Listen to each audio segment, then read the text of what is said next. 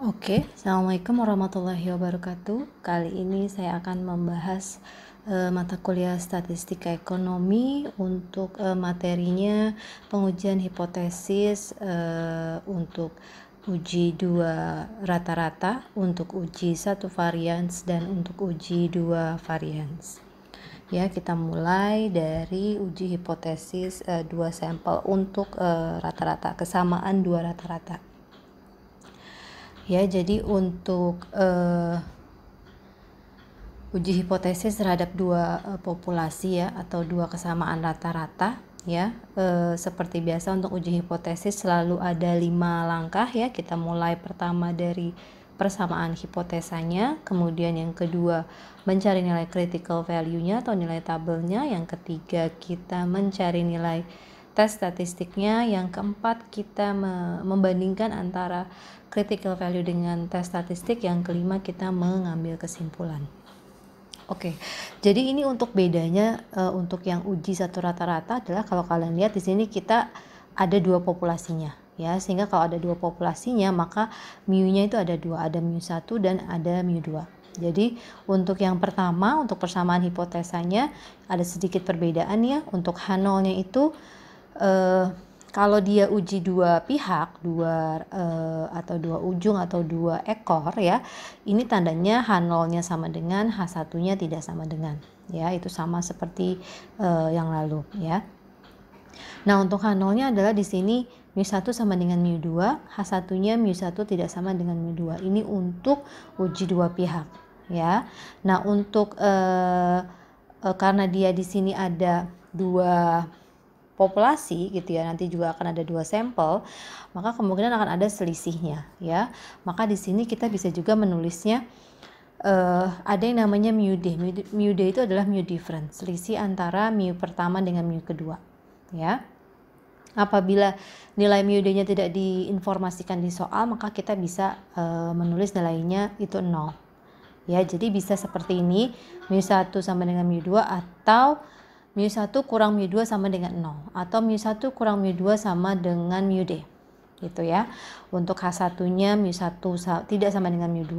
Kalau yang seperti ini, mu1 kurang mu2 tidak sama dengan mu-d, atau mu1 kurang mu2 tidak sama dengan 0 gitu ya.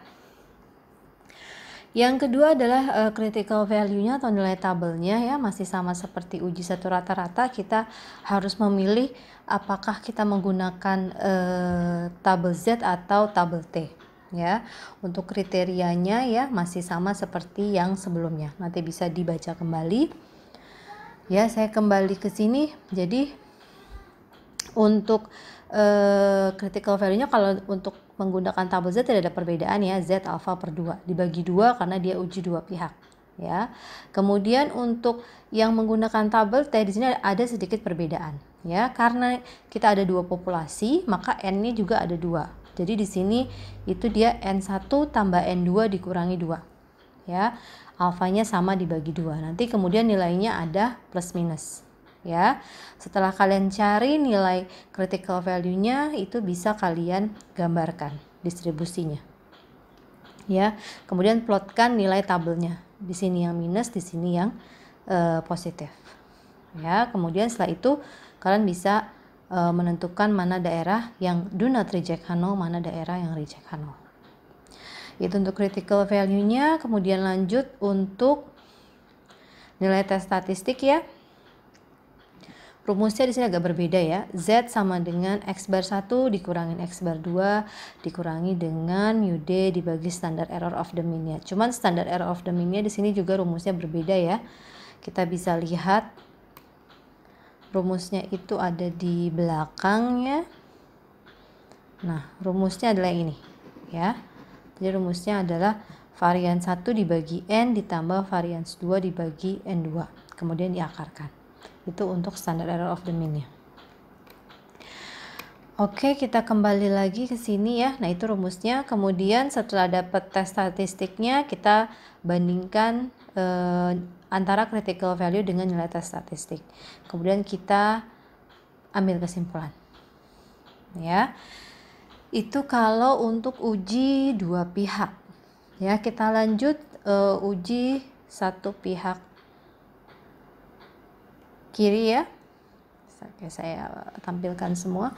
Untuk uji satu pihak kiri, ingat tandanya yang berubah adalah yang pasti hipotesanya. Ya, untuk hipotesanya di sini untuk H0-nya μ1 lebih besar sama dengan μ2 ya, atau μ1 kurang μ2 lebih besar sama dengan 0, atau μ1 kurang μ2 lebih besar sama dengan μd kalau ada μd-nya. Ya. Kemudian H1-nya μ1 lebih kecil dari μ2. Ya. Untuk critical value-nya, karena dia uji satu pihak, ingat ya, alfanya tidak dibagi 2. Jadi hanya Z alfa atau T alfa. Ya. Untuk DK-nya masih sama, dia N1 tambah N2 dikurangi 2. Nah, tanda dari critical value-nya adalah nilainya negatif. Ya. Setelah kalian dapatkan nilai critical value-nya, kalian plotkan kalian gambarkan dulu distribusinya, kemudian kalian plotkan itu berapa nilai tabelnya. Kalau dia lebih kecil dari nilai tabel, maka dia akan masuk ke daerah reject H0. Kalau dia lebih besar dari nilai tabel, maka dia akan masuk ke daerah do not reject H0. Ya, untuk ketiga dan keempat kelima itu sama ya. Mulai dari tes statistik rumusnya sama, kemudian langkah keempatnya sama, bandingkan 2 dan 3. Yang kelima kita ambil kesimpulan itu juga sama. Ya. Selanjutnya adalah untuk uji satu pihak kanan. Ya. Ini yang berbeda itu hanya langkah pertama dan langkah kedua. Ya, untuk langkah pertama itu H0-nya μ1 lebih kecil sama dengan μ2. H1-nya μ1 lebih besar dari μ2. Atau kalau ada menggunakan μd, itu bisa juga H0-nya μ1 kurang μ2 lebih kecil sama dengan 0. H1-nya μ1 kurang μ2 lebih besar dari 0. Ya, atau μd. Nah, untuk critical value-nya dia juga menggunakan alfa, tidak dibagi 2 karena dia uji satu pihak ya. Kemudian untuk yang T, DK-nya itu masih N1 tambah N2 dikurangi 2. Sedangkan untuk tanda dari nilai tabelnya adalah positif. Ya. Kemudian kalian buat grafik distribusinya ya, kemudian kalian plotkan berapa nilai tabelnya di sini. Ya.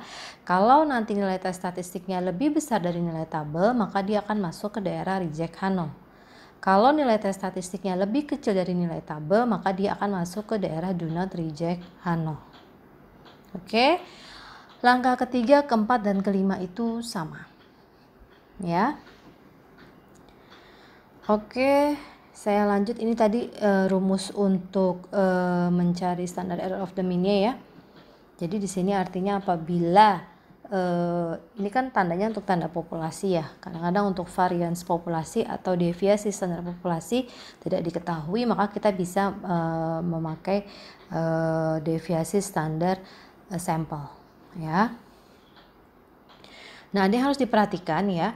Apabila sampelnya kecil, ya sampel kecil itu artinya N kurang dari 30, kemudian deviasi standar populasi pertama dan kedua tidak diketahui, tetapi deviasi standar sampel diketahui, maka kita harus menggunakan rumus pool estimate standard deviation ya, atau simbolnya variance P, di mana variance P-nya itu adalah seperti ini rumusnya ya.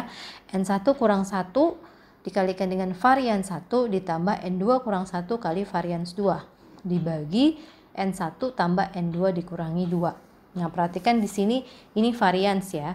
Nanti tergantung di soal apakah yang diketahui itu deviasi standar atau varians. Kalau yang diketahui deviasi standar, maka harus kalian kuadratkan. Tapi kalau yang diketahui sudah varians, tidak perlu dikuadratkan. Ya. Setelah dapat varians P-nya, baru bisa mencari rumus ini ya. Ini akar dari varians P, ini tanda kali dikalikan dengan akar dari 1 per N1 ditambah 1 per N2. Ya, jadi waktu mengerjakan hati-hati apakah sampel yang kalian punya itu sampel kurang dari 30 atau lebih dari 30. Oke. Nah, jadi untuk uji hipotesis terhadap mu untuk dua populasi, yaitu nanti dia bisa terbagi dua. ya. Apakah sampel yang kalian punya itu dependent sample atau independent sample? Karena nanti juga untuk pengujiannya juga akan berbeda, ya. Yang pertama, kalau dependent sample itu artinya satu kelompok yang sama. Ya, artinya satu kelompok yang sama tapi kita peroleh nilainya dua gitu ya. Misalkan satu kelompok yang sama diuji 2 kali itu juga bisa ya, orangnya sama tapi nanti nilainya ada 2 gitu ya masing-masing orang ya. Kemudian kalau dia dependent sample maka dia akan kembali menjadi uji satu rata-rata untuk penghitungannya ya. Nah, karena biasanya sampelnya berukuran kecil maka kita menggunakan uji T untuk satu rata-rata ya. Nah, yang satu lagi adalah independent sample. Independent sample ini dia artinya dua kelompok yang berbeda. Ya, dua kelompok yang berbeda artinya orangnya beda, nilainya juga beda. Gitu ya. Nah, kalau dia independent sample, maka dia merupakan uji kesamaan dua rata-rata. Jadi kita pakai rumus yang tadi sudah saya jelaskan. Ya. Nah, hati-hati kalau sampelnya berukuran kecil kurang dari 30, maka kita gunakan uji T dan yang tadi pool estimate standard deviation. Ya, uji T yang ada di uji dua rata-rata. Ya. Nah, lanjut, ini ada contoh nih. Jadi kalian baca pelan-pelan ya. Untuk yang pertama, ini ada diambil data dari dua kelompok orang yang mengikuti program penurunan berat badan. Kelompok 1 baru memasuki program, kelompok 2 setelah selesai mengikuti program. Ya. Pemilik program percaya bahwa setelah mengikuti program, maka peserta akan memiliki penurunan berat badan sebesar 17 pound. Pada alfa 5%, ujilah pendapat pemilik program tersebut. Ya. Nah, jadi kalau yang kedua kita baca soalnya dulu ya. Pemilik program penurunan berat, jadi ini kurang ya, soalnya sama nih ya. Tapi yang satu pasti sampelnya dependent, yang satu adalah independent. Kalian harus tentukan mana yang dependent, mana yang independent. Yang kedua, pemilik program penurunan berat badan mengambil data 10 orang peserta dan mencatat berat badan sebelum dan sesudah mengikuti program. Pemilik program percaya bahwa setelah mengikuti program, maka peserta akan memiliki penurunan berat badan sebesar 17 pound. Pada alfa 5%, ujilah pendapat pemilik program tersebut. Ini ada datanya ya. Nah, ya. Kalau kalian sudah paham gitu ya, ini untuk yang pertama itu dia apakah independent sample atau dependent sample? Ya. Ya, dia untuk soal pertama itu adalah independent sample. Kenapa? Karena ada dua kelompok yang berbeda. Ya, dua kelompok yang berbeda, dua kelompok orang. Ya. Sedangkan yang soal kedua itu dia merupakan dependent sample. Artinya orangnya hanya ada 10, tapi data yang kalian punya 20. Gitu ya. Jadi di sini misalkan nih untuk yang 189 dan 170 itu adalah data punyanya si A misalkan. Ya. Beratnya dia sebelum mengikuti program 189, setelah mengikuti program 170. Itu orang yang sama. Ya. Jadi kalau ada kelompok orang yang sama, kemudian ada nilainya terdiri dari dua bagian, maka dia merupakan dependent sample. Ya, jadi ini dia dependent sample. Ya, kita akan coba satu-satu mengerjakannya ya. Jadi dari soal yang pertama adalah untuk yang sampelnya independen ya. Ini kalau terlalu kecil saya besarkan lagi sedikit ya. Oke, ya. Nah, dia itu soalnya ini tadi ya. Nih. Yang soal yang sama ya, ada dua kelompok yang berbeda. Nah, kalian harus nanti menyatakan bahwa mana yang masuk kelompok 1, mana yang kelompok 2 gitu ya. Di sini saya misalkan untuk A itu adalah kelompok 1 yang baru memasuki program, yang B itu adalah kelompok 2 yang telah selesai mengikuti program. Nah, kemudian kalau kita mau menjawab pertanyaannya adalah kita kan melakukan 5 langkah uji hipotesis. Yang pertama kita tentukan dulu persamaan hipotesisnya, ya. Nah, apakah dia itu termasuk uji dua pihak, uji satu pihak kiri atau satu pihak kanan, ya? Kita lihat bahwa di sini dia bilang pemilik program percaya bahwa setelah mengikuti program, maka peserta akan memiliki penurunan berat badan sebesar 17 pound. Kalian diminta untuk menguji pendapat pemilik program tersebut. Jadi dia percaya bahwa setelah mengikuti program, beratnya akan turun 17 pound. Kita mau menguji benar atau tidak pernyataan dari pemilik program tersebut. Ya, nah karena kita mau menguji benar atau tidak, maka kita akan pakai yang namanya uji dua pihak. Ya, sini sudah saya kopikan ke sini untuk langkah-langkah atau rumusnya ya untuk uji dua pihak. Nah, berarti kan yang pertama adalah uji hipotesis seperti ini ya, H0.2 μ1 kurang μ2.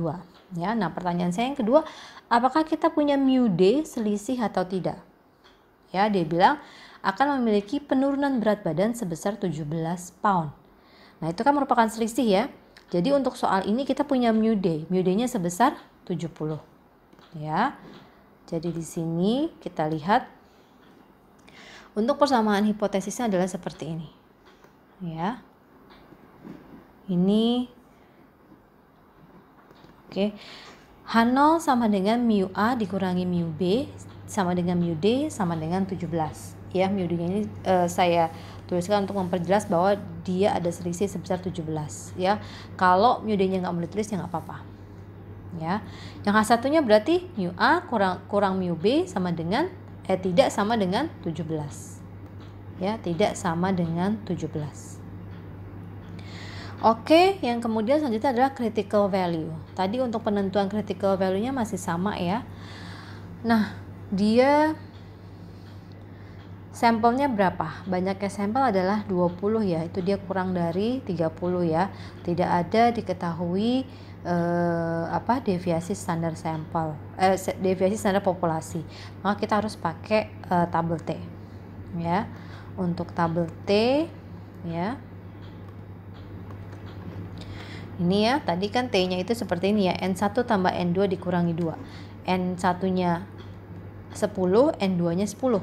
Ya, alfanya berapa? 5%. 5% dibagi 2. Jadi di sini nanti akan ada T 18 dan 2,5%. Ya.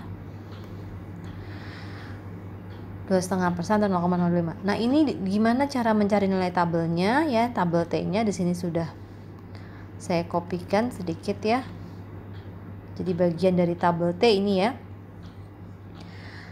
Dia 2,5 ya, 0,025. Kemudian kita ambil yang tadi 18 ya. Saya pakai draw biar tidak bingung ya. Nah, ini dia 0,25 sampai dengan 18 ya. Berarti nilainya adalah di sini. Nih, berapa? 2,101. Tanda minusnya tidak usah dihiraukan ya. Jadi pokoknya itu nilainya adalah 2,101. Nah, karena dia ini tadi uji dua pihak, maka itu tandanya plus minus ya. Plus minus 2,101. Ya. Sudah dapat nilai tabelnya, kemudian kalian plotkan kalian buat grafiknya, kalian buat grafiknya dulu, kemudian kalian plotkan.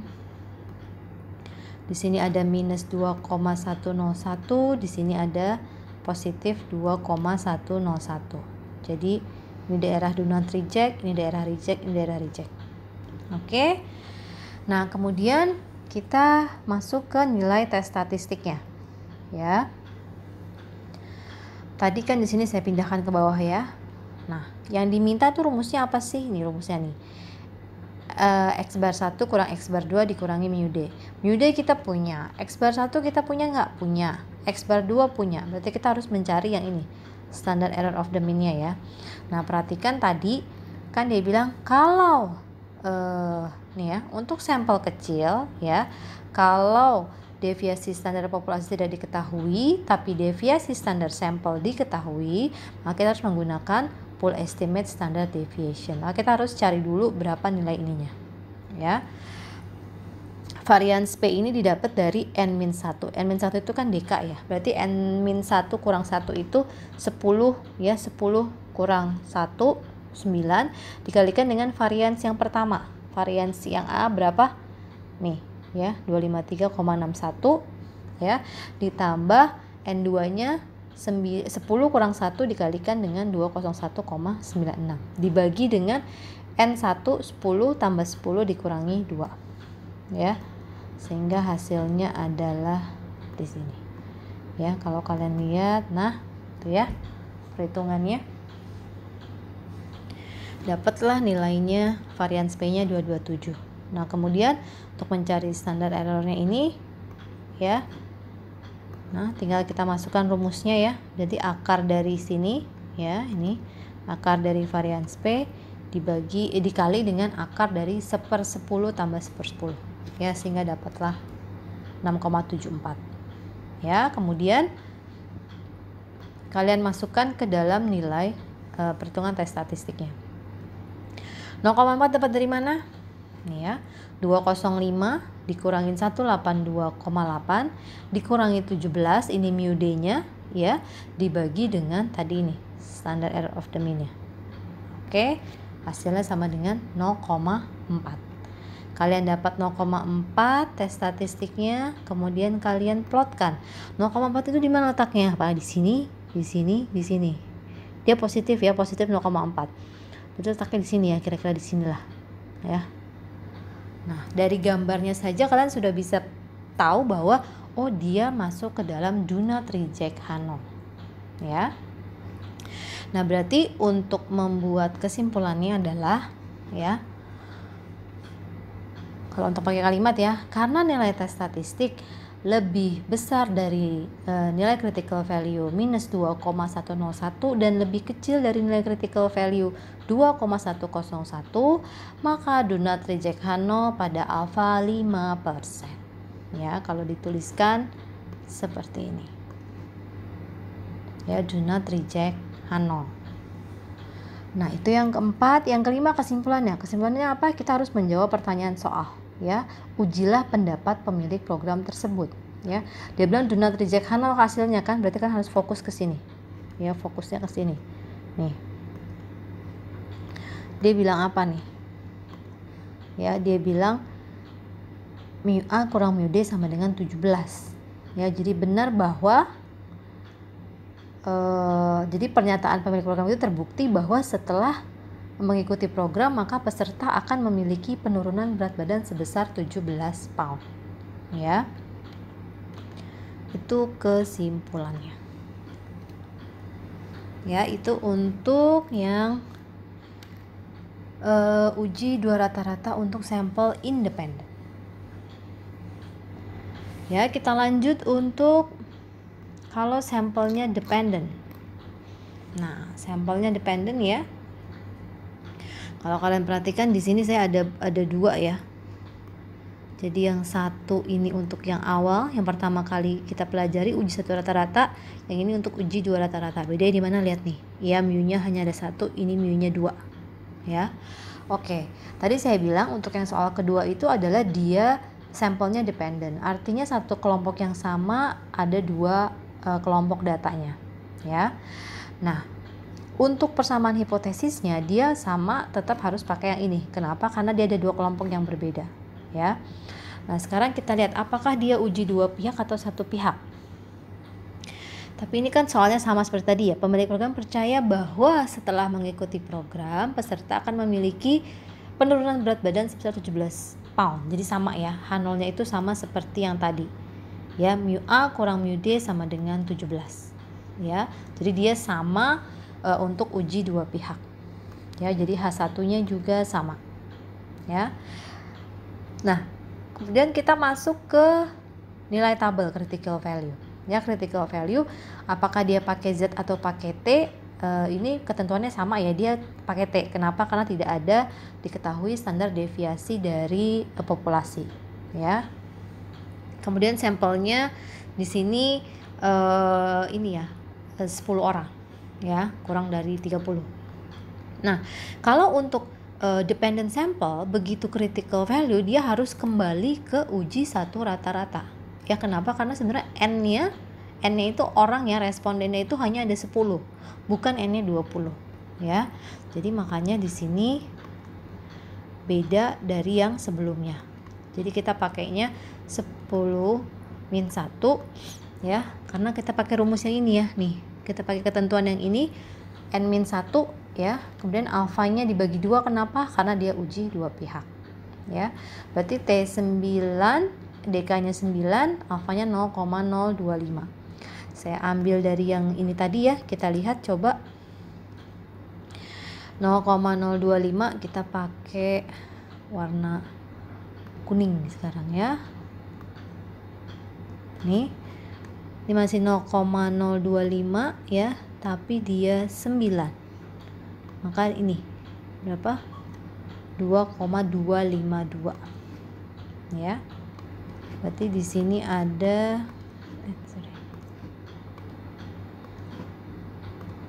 ya 2,252 apa 62 tadi ya? 62 ya. 62 ya. 62. Oke. Memastikan aja. 62 ya. Nah, setelah kalian dapat nilai tabelnya, kalian buat grafiknya. Ya. Kemudian kalian plotkan nilai tabelnya, yang ini minus critical value-nya, yang ini positif. Kalau dia uji dua pihak maka tandanya positif negatif ya. Nah, selanjutnya adalah kita menghitung nilai tes statistik. Ya, untuk nilai tes statistik di sini jadi gini kan, rumusnya adalah seperti ini ya. Z sama dengan X bar dikurangi mu dibagi standard error of the mean, atau kalau pakai T juga sama ya. Berarti kan data yang kita butuhkan adalah rata-rata gitu ya, dan standard error of the mean. Nah, sekarang ini kita punya dua data, tapi kita yang ditanya, yang diperlukan hanya satu rata-rata. Nah, bagaimana cara mencari rata-ratanya? Ya, itu kan harus mencari selisihnya dulu. Ya, jadi ini datanya sudah di copy ke bawah. Kalian cari selisihnya, ya, antara sebelum dan sesudah. Ya, setelah didapat, maka untuk mencari rata-ratanya adalah rata-rata dari selisihnya ini.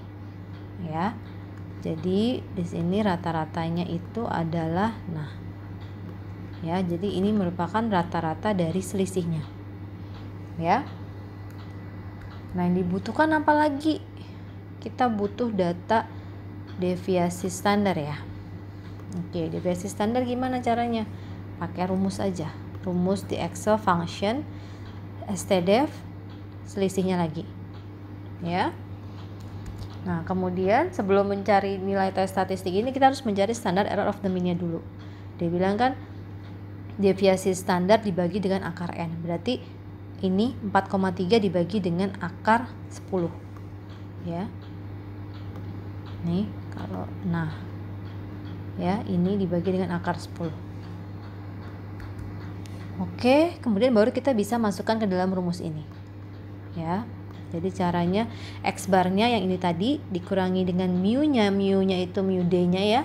17 dibagi dengan standard error of the mean. Sehingga dapatlah hasilnya 1,9413 positif ya. Kemudian kalian plotkan nih, 1,413 itu letaknya di mana? Di sini kah? Di sini kah? Atau di sini? Nah, kira-kira dia ada di sini ya.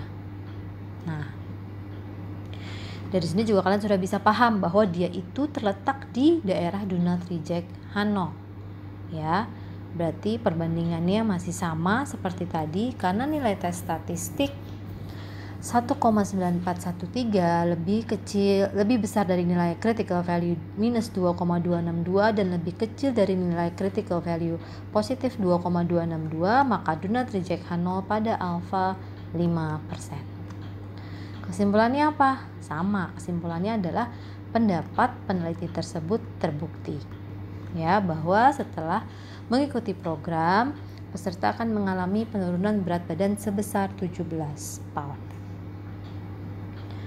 Ya, itu tadi penjelasan untuk sampel dependent. Jadi kalian sudah paham ya bagaimana untuk mengerjakan sampel dependent, bagaimana untuk mengerjakan sampel independent untuk uji dua rata-rata populasi. Untuk uji hipotesis satu varians ini ya masih sama. Ada 3 kemungkinannya, apakah dia uji dua pihak, uji satu pihak kiri, atau uji satu pihak kanan. Setiap uji hipotesis akan terdiri dari 5 langkah ya. Oke, yang pertama kalau ini kita mau menguji terhadap varians, maka tandanya ini ya, ini tanda dari varians populasi. Tanda dari varians populasi ya. Nah, kemudian ini yang pertama adalah uji hipotesis ya. Untuk uji hipotesis ya,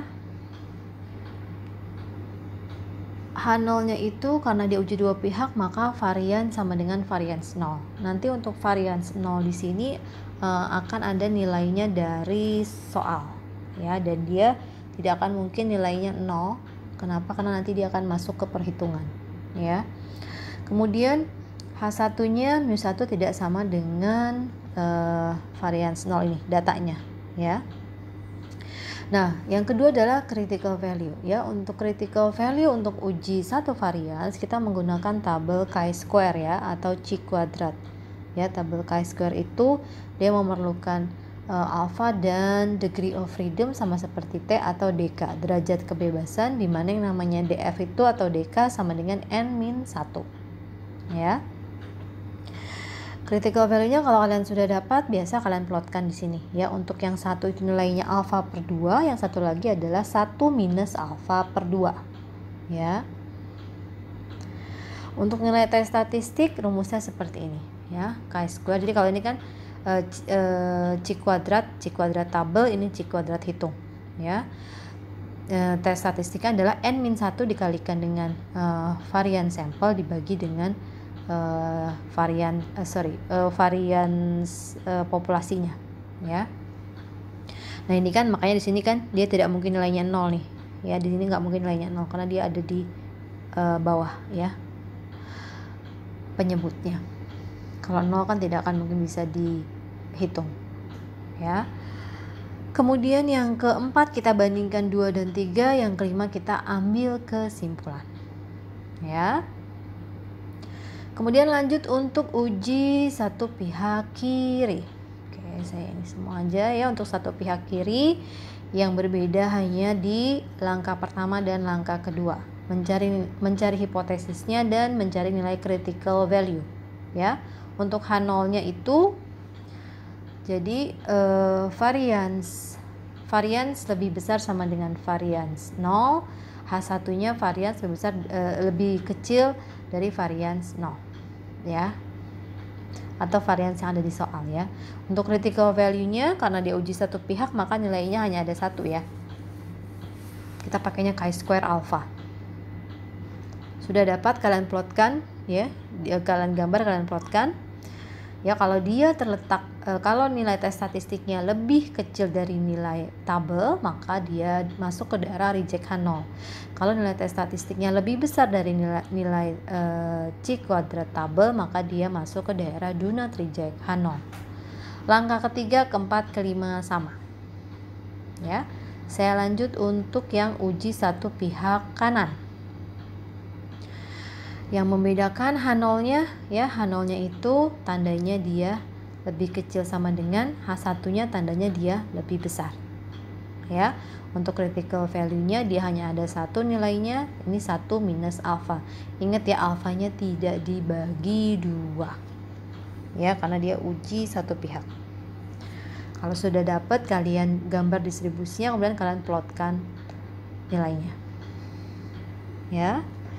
Langkah ketiga, keempat, kelima sama. Nah, ini ada soal ya. Jadi ada soal 1, ada soal 2 ya. Kita akan coba latihan yang soal 1-nya dulu.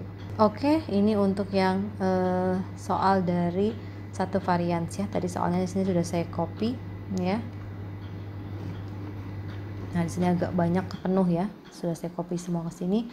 Jadi sini adalah standard deviation of a distribution is hypothesized to be 50 if an observed sample of 30 yields a sample standard deviation of 57. should we reject the null hypothesis that the true standard deviation is 50? Ya, use 5% significant level ya, kurang lah itu. Oke. Nah, jadi ini adalah diketahui bahwa deviasi standar suatu distribusi adalah 50.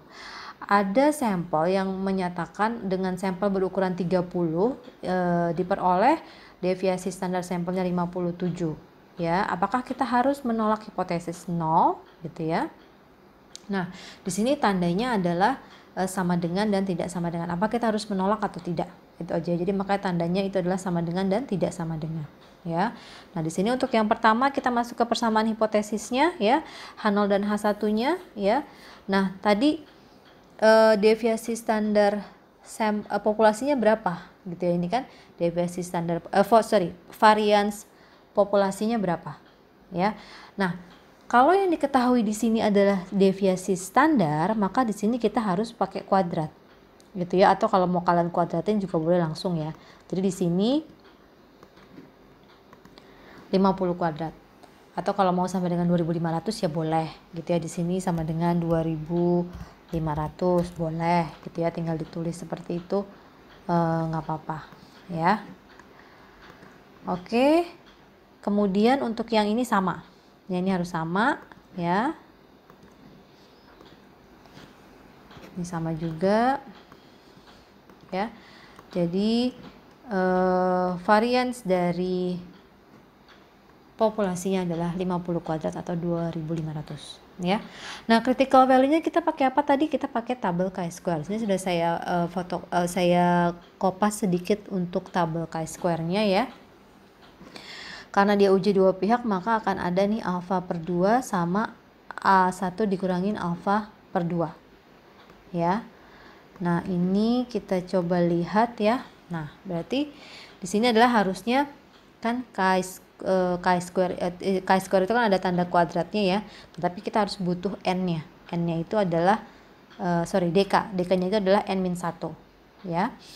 Jadi di sini 29 itu adalah dk, di sini alfa per 2-nya karena dia uji dua pihak ya. Nah, berarti chi-square 29 dan 2,5% ya. Berarti kita lihat di sini chi-square di sini memang agak kecil ya. Coba saya besarkan dulu. Dia minta 2,5%. 2,5% berarti yang ini ya. Saya draw dulu ininya. Nih 2,5% nih ya. Nah, kemudian tadi dk-nya berapa? 29. dk-nya 29. Berarti di sini ya. Nah, sekarang coba tadi mana? Nih ya. Kita tarik garis ke bawah terus ya, sampai dia ada 29. Berarti yang ini ya. Nih 16,047 ya. Maka di sini nah 16,047 ya. Yang satu lagi adalah tadi dia itu 1 dikurangin alfa per 2. Jadi bukan 1 dikurangin alfa dibagi 2 ya, tapi alfanya dibagi 2 dulu. Berarti kan 5% dibagi 2, 2,5% kan. Berarti 1 dikurangin 2,5%. Yaitu berapa? 97,5 ya. Oke. Nah, kalau 97,5% kita tidak mau pakai tabel yang sama ya. Ini ada tabel di sebelahnya. Karena tabelnya ini nggak ada nih, dari 0,01 sampai 0,05. Berarti kita ambil yang 0,975. Yang ini ya. Oke, kita ke draw lagi yang ini. Ya. Masih sama, itu kita pakai 29 ya. Ini saya turunin dulu. Kita cari 29 yang ini ya. Berarti nilainya adalah ini 45,722 ya, 45,722 ya. Kalau sudah dapat Kalian buat tabelnya, kemudian kalian plotkan ya di sini. Ya, nih kalian plotkan. Jadi kalau dia lebih kecil dari 16,047 masuk ke daerah reject H0, kalau dia lebih besar dari 45,722 masuk ke daerah reject H0 juga ya. Oke, yang selanjutnya adalah nilai tes statistiknya, nilai hitungnya. Rumusnya yang ini ya, nih n-1 kali varians dibagi varians 0 ya. Variansnya ada ya, varian sampelnya adalah dia belum diketahui varians, yang diketahui adalah deviasi standar, berarti harus kita kuadratkan 57-nya ya. Oke, jadi 30 kurang 1 dikali dengan 57 kuadrat dibagi dengan 50 kuadrat. Ya. Mana nih? Nah, oke. Nih ya. 57 kuadrat dibagi 50 kuadrat sehingga dapatlah 37,69. Kemudian kalian plotkan di sini 37,69 letaknya di manakah? Apakah di sini, atau di sini? Nah, tadi dia terletak di tengah-tengah ya. Taruhlah di sini. Oke. Ya. Nah, berarti sama seperti tadi ya, karena dia masuk ke daerah do not reject H0, maka perbandingannya adalah karena nilai tes statistik 37,69 lebih besar dari critical value 16,047 dan lebih kecil dari critical value 45,722, maka do not reject H0 pada alpha 5%. Kesimpulannya gimana? Kesimpulannya adalah deviasi standar suatu distribusi adalah 50, atau bahasa Inggrisnya standard deviation of a distribution is 50. Oke, itu untuk uji hipotesis satu varians. Ya.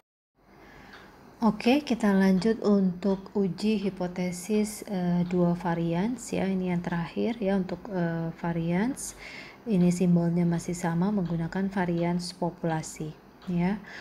Untuk uji hipotesisnya masih sama, apakah ada tiga alternatifnya, apakah dia uji dua pihak, uji satu pihak kiri, atau uji satu pihak kanan ya. Untuk yang pertama ini masih ada 5 langkahnya ya, penentuan hipotesisnya, mencari nilai critical value, menghitung nilai tes statistik, membandingkan critical value dengan tes statistik, dan kesimpulan. Ya, yang pertama untuk persamaan hipotesisnya yang membedakan dengan satu varians adalah ini karena dia ada dua kelompok populasi, maka tandanya di sini ada dua kelompoknya ya, varians 1 dengan varians 2. Ya, karena ini uji dua pihak, maka tandanya adalah H0-nya sama dengan, H1-nya tidak sama dengan ya. Varian 1 tidak varian H0-nya varian 1 sama dengan varians 2, H1-nya varian 1 tidak sama dengan varians 2. Oke, yang kedua adalah untuk critical value atau nilai tabelnya. Untuk U2 varians kita menggunakan tabel F ya. Dimana tabel F itu biasanya hanya ada dua pilihan alfa, apakah 0,01 atau 0,05. Tapi sebenarnya itu untuk tabelnya semua tersedia ya untuk semua alfa ya. Nah, di sini untuk nilai tabelnya ya, sama dia kalau untuk uji dua pihak akan ada dua nilai tabelnya ya. Yang pertama adalah F1 minus alfa per 2 ya. Kemudian titik koma N-1, N1 min 1, titik koma N2 min 1 ya. Nah, untuk yang N1 itu, jadi kalau F itu, kalau kalian ingat tabel F itu kita punya ada yang namanya numerator, ada yang namanya denominator ya, ada yang pembilang dan penyebut. Jadi yang diperlukan adalah numerator dan denominator dan juga alfanya, apakah 0,05 dan 0,01. Karena beberapa buku hanya menyediakan untuk tabel F itu hanya alfa 0,05 dan alfanya 0,01. Oke. Nah, di sini adalah karena dia ada dua alfanya, karena dia uji dua pihak, maka akan ada dua nilai tabelnya ya, bukan dua alfa. Jadi yang satu lagi adalah F alfa per 2 titik koma N1 min 1 titik koma N2 min 1. Jadi kita punya dua nilai tabel ya. Nah, ini di sini untuk perhitungan, jadi di sini ya. Jadi kalau F1 minus alfa per 2 ya. Karena kan kalau yang tadi seperti untuk yang chi-square kita punya misalkan 0,025 dengan 0,975 gitu ya.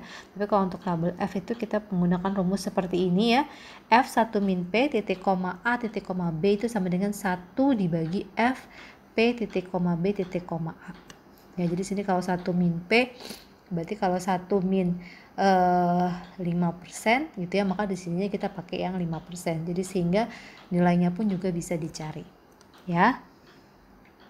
Yang ketiga adalah nilai tes statistik. Jadi kalau untuk tes statistiknya, kalau untuk uji dua varian relatif lebih simpel ya, hanya membagi varian 1 dibagi dengan varian 2. Seperti biasa sama, kalau di soal yang diketahui itu standar deviasi maka harus dikuadratkan. Tapi kalau di soal yang diketahui varians itu tidak perlu dikuadratkan lagi.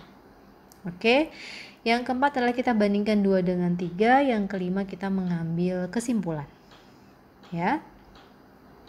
Selanjutnya untuk uji satu pihak kiri.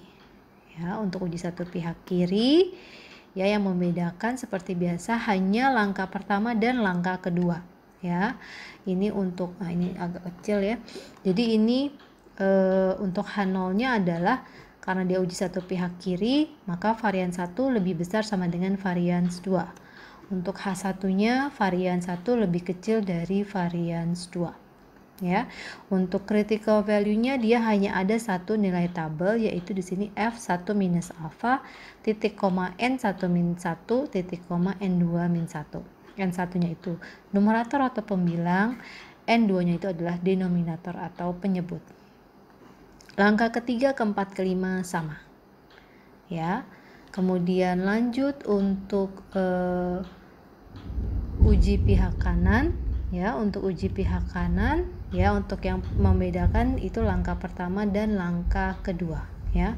Untuk H0-nya karena dia uji pihak kanan, maka varian 1 lebih kecil sama dengan varian 2, H1-nya varian 1 lebih besar dari varian 2 ya. Untuk critical value-nya kita pakainya di sini F alpha ya, F alpha titik koma N min 1 titik koma N 2 min 1. Karena dia uji satu pihak maka hanya ada satu nilai tabel. Langkah ketiga, keempat, dan kelima sama ya. Di sini kemudian kita lanjutkan ada contoh soal ya, ada contoh soal 1 dan contoh soal 2. Kali ini nanti saya akan bahas hanya yang nomor 1 ya. Jadi untuk yang nomor 2 bisa kita nanti untuk latihan soal ya.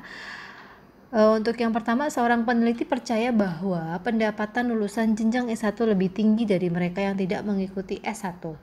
Peneliti mengambil sampel secara acak dari 21 lulusan S1 dan menemukan bahwa deviasi standarnya $17.000.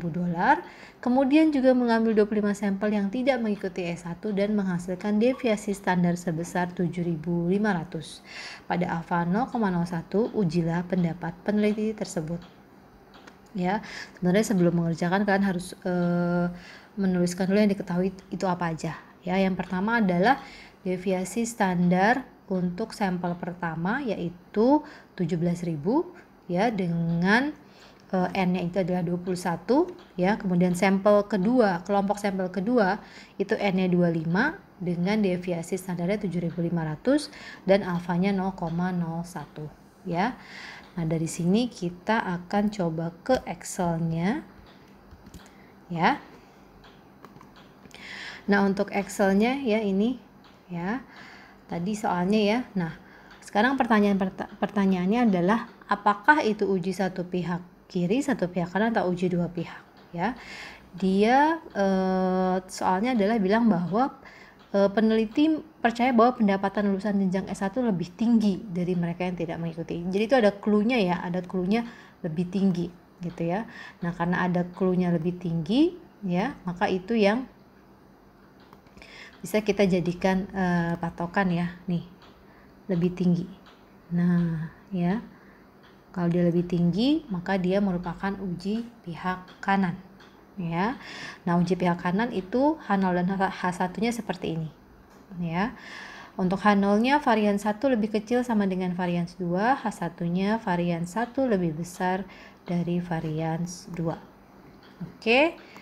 Kemudian untuk critical value-nya kita menggunakan tabel F ya tadi. Tabel F-nya ini dengan alfanya 0,01. Ya, jadi sebelumnya tadi kalau kalian mau ditulis yang diketahui bisa tulis di atas ini ya. Untuk F 0,01 kemudian kan N1 min 1. N1-nya berapa tadi? 21 ya. Berarti 21 kurang 1 20 ya. Kemudian N2 kurang 1. N2-nya 25. 25 kurang 1 itu 24.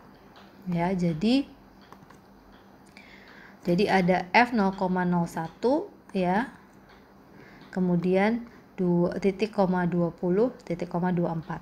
20-nya itu pembilangnya numerator, 24 itu adalah penyebutnya denominator. Nah, di sini sudah saya kopas untuk tabel ya yang akan kita pakai ya. Jadi tadi pembilangnya berapa? Pembilangnya adalah 20. Ya, pembilangnya 20. Saya pakai ini lagi ya, pembilangnya 20 yang ini ya, pembilangnya 20. Kemudian penyebutnya berapa? 24 ya, berarti yang di bawah sini. Nah, di sini ada dua baris ya, artinya yang atas itu alfanya 0,05, yang bawah itu 0,01 ya untuk di buku ini. Berarti kalau kita tarik garis ke bawah di sini ya, yang kita pakai adalah yang 2,74 ya. Karena yang atas itu untuk alfa 0,05, yang bawah untuk alfa 0,01. Itu keterangan dari sumbernya ini ya. Jadi kita pakai di sini alfanya, nilai tabelnya adalah 2,74. Karena dia uji satu pihak, maka hanya ada satu nilai tabelnya ya. Kemudian kita lanjut, kita plotkan dulu datanya di gambarnya ya. Jadi kalian buat gambarnya seperti ini, boleh kalian plotkan untuk nilai critical value-nya ya. Di sini 2,74. Artinya kalau dia lebih kecil dari nilai critical value, maka akan masuk ke daerah do not reject H0. Kalau dia lebih besar, dia akan masuk ke daerah reject H0 ya. Oke, kemudian kita masuk ke nilai tes statistiknya. Tadi ini relatif lebih mudah ya, hanya tinggal membagi variansi yang pertama dengan variansi yang kedua. Nah, perhatikan yang diketahui adalah deviasi standar, maka harus kita kuadratkan dulu. Jadi 17.000 kuadrat dibagi dengan 7.500 kuadrat ya. Kita peroleh hasilnya 5,138. Itu untuk tes statistiknya. Kita plotkan 5,138 letaknya di mana? Di sini apa di sini? Ya, karena dia lebih besar maka dia di sini. Ya, dari sini kalian sudah bisa paham bahwa dia terletak di daerah reject H0 ya. Berarti untuk perbandingannya adalah karena nilai tes statistik 5,138 lebih besar dari nilai critical value 2,74, maka kita reject H0 pada alfa 0,01.